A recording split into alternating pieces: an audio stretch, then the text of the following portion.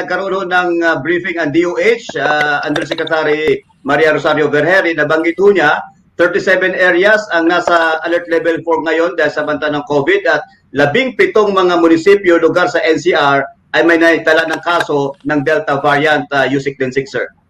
Yeah, tama po yan. At nagkaroon din kami ng briefing ngayong umaga sa intercluster meeting ng National Task Force against COVID-19. At ako naman ay bagong talaga additional na trabaho, no?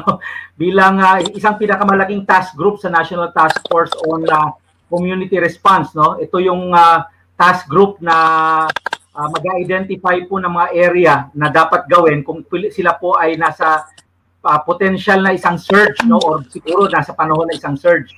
So medyo mabigat na pag-aatas po ito. Kaya nga po simula bukas, base dun sa 37 na ipinresenta na nasa alert level 4 COVID status, no?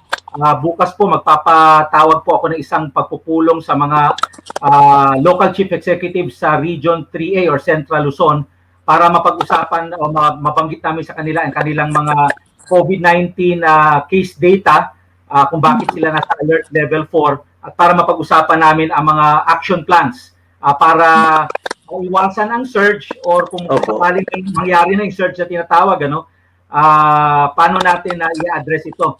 Ang Bataan halimbawa ay nakaresibo kami ng sulat na kung pwede silang i-elevate na to ECQ status dahil mahigit 4 na linggo na po sila nasa MECQ hindi pa rin bumababa ang mga kaso.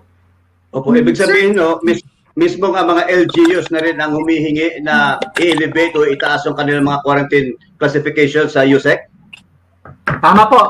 Kaya tinitingnan ho namin sa kanilang mga case data at mga gatekeeping indicators na tinatawag, ano, ito yung mga basihan namin kung kailangan ba i-escalate o i-de-escalate ang isang lokal na gobyerno sa kanyang community quarantine na classification. So pag-aaralan po namin yung request nila, apila nila at kung talagang may kadahilanan o may sapat na rason para sila i-ECQ, then i-rekomenda po natin to sa IATF.